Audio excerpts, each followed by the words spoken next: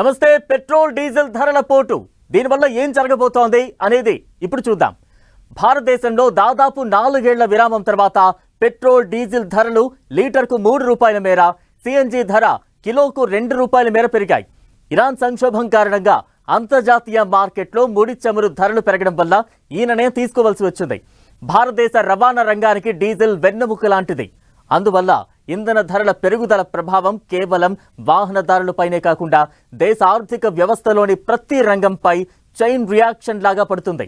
ఇంతకీ petrol diesel ధరల్ని ఇప్పుడే ఎందుకు పెంచాల్సి వచ్చింది? దీని వెనుకున్న కారణాలేంటి?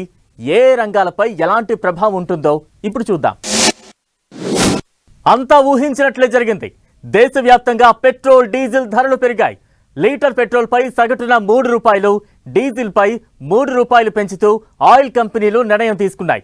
పెరిగిన ధరలు పశ్చిమాసియాలో కొనసాగుతున్న సంక్షోభం నేపథ్యంలో ప్రపంచవ్యాప్తంగా ముడి చమురు ధరలు పెరిగాయి. అయినప్పటికీ ప్రభుత్వ రంగ చమురు కంపెనీలు దాదాపు 11 వారాల పాటు ఇంధన ధరలను స్థిరంగానే ఉంచాయి. అయితే ఇప్పుడు ప్రభుత్వ రంగ చమురు సంస్థలు తీవ్ర ఆర్థిక ఒత్తిళ్లు ఎదుర్కొంటున్నాయి.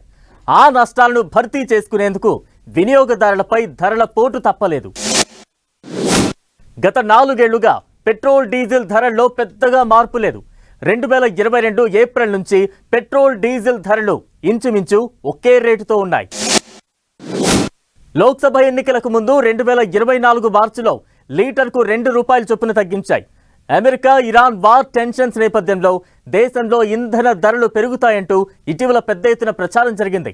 అయితే సరిపడా నిల్వలు ఉన్నాయంటూ కేంద్రం వాటిని ఎప్పటికప్పుడు తోసిపుచ్చుతూ వచ్చింది. కానీ ఇప్పుడు భారత చమురు కంపెనీలు ఆర్థిక ఒత్తిళ్లకు లోనవుతున్నాయని రేట్లు పెంచారు. సిఎన్జి వాహనదారులకు కూడా గ్యాస్ కంపెనీలు షాక్ ఇచ్చాయి. కిలో సిఎన్జిని 2 రూపాయలు చొప్పున పెంచాయి. పెట్రోల్ ధరలు ఇప్పుడు హైదరాబాద్లో 110 రూపాయలకు పైనే ఉంది. ఇంతకు ముందు 107 రూపాయల వరకు ఉండేది. అంటే 3 రూపాయలు పెరిగింది. దేశవ్యాప్తంగా ధరలు అటు ఇటుగా ఉన్న పెంపు మాత్రం 3 రూపాయల వరకు ఉంది. డీజిల్ ధరలు కూడా 98 రూపాయల వరకు ఉంది. ఇంతకు ముందు దీని ధర 95 వరకు ఉండేది. పెట్రోల్ డీజిల్ ధరలు పెరగడానికి జాతీయ అంతర్జాతీయ రాజకీయాలు, ఆర్థిక పరిస్థితులతో పాటు ఇంకా చాలా కారణాలే ఉన్నాయి. ఇందుకే పెట్రోల్ డీజిల్ ధరలు పెరగడానికి ప్రధాన కారణాలేంటి ఓసారి చూద్దాం. రైట్, పాయింట్ నెంబర్ 1 చూద్దాం. ఇరాన్లో కొనసాగుతున్న ఉద్రిక్తతలు. గత కొన్ని నెలలుగా అమెరికా ఇరాన్ మధ్య యుద్ధ వాతావరణం కొనసాగుతోంది. హర్మూజ్ జలసంధిని మూసేయడంతో ప్రపంచవ్యాప్తంగా చమురు సరఫరాకు తీవ్ర అంతరాయం ఏర్పడింది. ఇది గ్లోబల్ మార్కెట్లపై ఎఫెక్ట్ పడేలా చేసింది. పాయింట్ నెంబర్ 2, క్రూడ్ ఆయిల్ ధరల్లో పెరుగుదల. ఉద్రిక్తతలకు ముందు బ్రెంట్ క్రూడ్ ధర బ్యారెల్కు $69గా ఉండేది.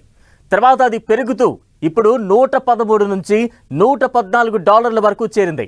అంటే దాదాపు 40% క్రూడ్ ఆయిల్ ధర పెరిగింది. దీంతో ఆయా దేశాల్లో చమురు కంపెనీలు వీటి దిగుమతి కోసం ఎక్కువ మొత్తంలో US$ ఖర్చు చేయాల్సి వచ్చింది. అలా భారత్ చమురు కంపెనీలు కూడా నష్టాలను చవిచూశాయి. భారత్ 85% క్రూడ్ ఆయిల్ను ఇతర దేశాల నుంచి దిగుమతి చేసుకుంటోంది. కాబట్టి ఈ ప్రభావం భారత్ పైన పడింది. ఇక పాయింట్ నెంబర్ 3 చూద్దాం. రవాణా నౌకల ఇన్సూరెన్స్ల పెంపు. దిగుమతుల కోసం చమురు నౌకలకు చెల్లించే ఇన్సూరెన్స్ల ధరలు కూడా భారీగా పెరిగాయి.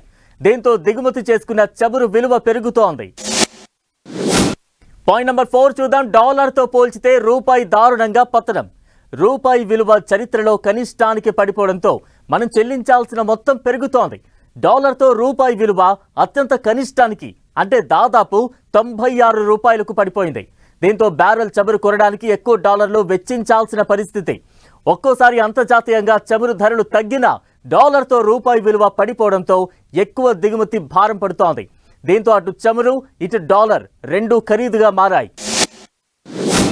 పాయింట్ నెంబర్ 5, ఆయిల్ కంపెనీలు నష్టాలను భరించాల్సి రావడం. ఇండియన్ ఆయిల్ కార్పొరేషన్, భారత petroleum corporation limited, Hindustan petroleum corporation limited ఈ కంపెనీలు గత 11 నెలలుగా నష్టాలను భరిస్తూ వచ్చాయి. డాలర్తో రూపాయి మార్కం విలువ పడిపోయినా మునుపటి ధరలకే ఇచ్చేందుకు ఒత్తిడికి గురయ్యాయి. వీటి నుంచి రికవరీ అయ్యేందుకు ఇప్పుడు చమురు ధరలను స్వల్పంగా పెంచింది కేంద్రం. పాయింట్ నెంబర్ 6 చూద్దాం. ప్రభుత్వ చమురు సంస్థలకు భారీ నష్టం. రోజుకు 1600 కోట్ల రూపాయల మేరకు ప్రభుత్వ చమురు రంగ సంస్థలు నష్టాలకు గురయ్యాయి. ఇది ఏకంగా 1,00,000 కోట్లకు పైనే చేరింది. ప్రభుత్వం కూడా చమురు దిగుమతులపై ఎక్సైజ్ సుంకాన్ని తగ్గించింది. ఆ ఆర్థిక భారం కూడా కేంద్రం పైనే పడింది. పెట్రోల్ పై 13 నుంచి 3 రూపాయలకు, డీజిల్ పై 10 రూపాయల నుంచి 0కు ఎక్సైజ్ డ్యూటీని తగ్గించుకుంది కేంద్రం. దీనివల్ల నెలకు 14,000 కోట్ల రూపాయలు ప్రభుత్వానికి నష్టం వాటిల్లినట్లు చెబుతోంది. పాయింట్ నెంబర్ 7 చూద్దాం. 3 రూపాయలు ఎందుకు పెంచారు? ఆయిల్ కంపెనీలకు స్వల్ప ఊరట కలిగించడానికే ఇప్పుడు వినియోగదారులపై చమురు ధరల పెంపు భారం మోపింది కేంద్రం. దీనివల్ల పూర్తి స్థాయిలో నష్టాల నుంచి కోలుకోనప్పటికీ ఎంతో కొంత రికవరీ సాధ్యమవుతుందని ప్రభుత్వం భావిస్తోంది.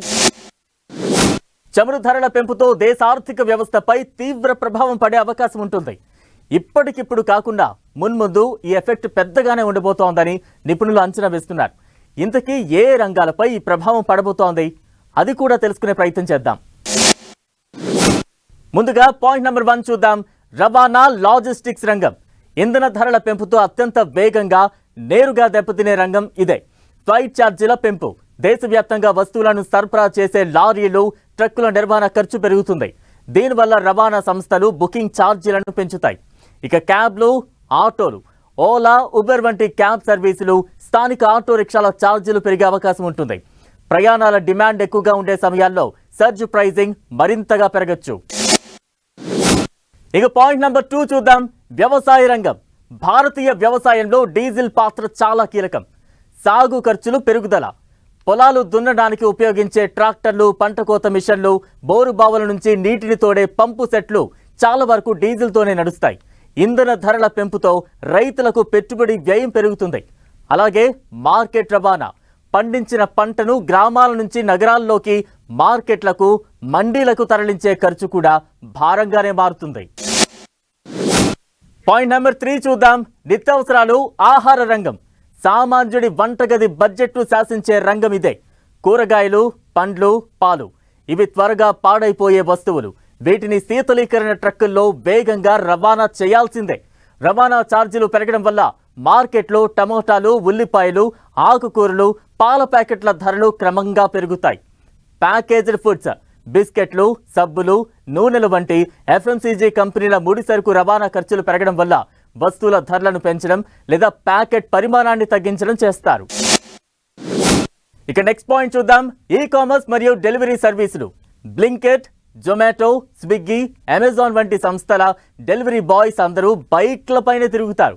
పెట్రోల్ ధరల పెంపు వల్ల ఈ కంపెనీలు తమ డెలివరీ ఫీజ్ లేదా ప్లాట్ఫామ్ ఛార్జీలను పెంచే అవకాశం ఉంటుంది.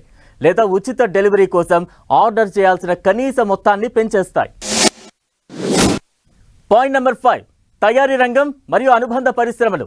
Paints, plastics. ముడి చమురు నుంచి లభించే ఉప ఉత్పత్తులను పెయింట్లు, ప్లాస్టిక్లు, రసాయనాల తయారీలో వాడుతూ ఉంటారు. ఇంటర్నేషనల్ క్రూడ్ రేట్లు పెరగడంతో పాటు దేశీయ రవాణా ఖర్చులు తోడై ఈ వస్తువుల తయారీ వ్యయం 10% పైగా పెరిగే ఛాన్స్ ఉంటుంది. సిమెంట్, స్టీల్ భారీ పరిశ్రమల్లో ముడి సరుకు తయారైన వస్తువుల రవాణాకు ఎక్కువగా ట్రక్కుల్నే వాడుతూ ఉండటం వల్ల సిమెంట్, ఇనుము ధరలపై కూడా దీని ప్రభావం పడుతుంది. పాయింట్ నెంబర్ 6 చూద్దాం. ఆటోమొబైల్ రంగం. వాహనాల అమ్మకాలు. పెట్రోల్, డీజిల్ రేట్ల పెంపు వల్ల సాంప్రదాయ ఇంధన వాహనాల కొనుగోళ్లు తాత్కాలికంగా మందగించవచ్చు. ముఖ్యంగా కమర్షియల్ వాహనాలైన ట్రక్కులు, బస్సులు అమ్మకాలపై ఇంపాక్ట్ ఉంటుంది. ఈవీ వైపు మొగ్గు. ఈ ధరల పెంపు వల్ల ప్రజలు ఎలక్ట్రిక్ వాహనాలు, హైబ్రిడ్ మోడళ్ల వైపు మరింత వేగంగా మారే అవకాశం ఉంటుంది. నెక్స్ట్ పాయింట్ చూద్దాం. రిటైల్ ద్రవ్యోల్బణం పెంపు. నేరుగా ఇంధన వినియోగం లేని రంగాలు కూడా రవాణా ఖర్చుల రూపంలో ప్రభావితమవుతాయి. లీటర్కు 3 రూపాయలు అనేది చిన్న మొత్తంగా అనిపించినప్పటికీ ఇది దేశీయ రిటైల్ ద్రవ్యోల్బణాన్ని పెంచి సామాన్యుడి కొనుగోలు శక్తిని తగ్గిస్తుంది. పశ్చిమాసియా సంక్షోభం ఇలాగే కొనసాగితే రానున్న రోజుల్లో మరిన్ని ధరల పెంపులు ఉండే అవకాశం ఉంటుందని ఆర్థిక నిపుణులు హెచ్చరిస్తున్నారు. చూడబోతే ఇప్పటికిప్పుడు ఎలాంటి ఇబ్బంది లేదనిపించినా రోజులు గడిచే కొద్దీ ఈ ధరల పెంపు ప్రభావం ఆల్మోస్ట్ అన్ని రంగాలపై పడే ఛాన్స్ ఉంటుంది. మరి కేంద్రం ఎలాంటి నియంత్రణల నిర్ణయాలు పాటిస్తుంది అనేది వేచి చూడాలి. ఇది పెట్రోల్, డీజిల్ ధరల పెంపు, దానికి కారణాలు, ఈ పెంపు వల్ల ఎఫెక్ట్ అయ్యే రంగాలకు సంబంధించిన సమగ్ర సమాచారం.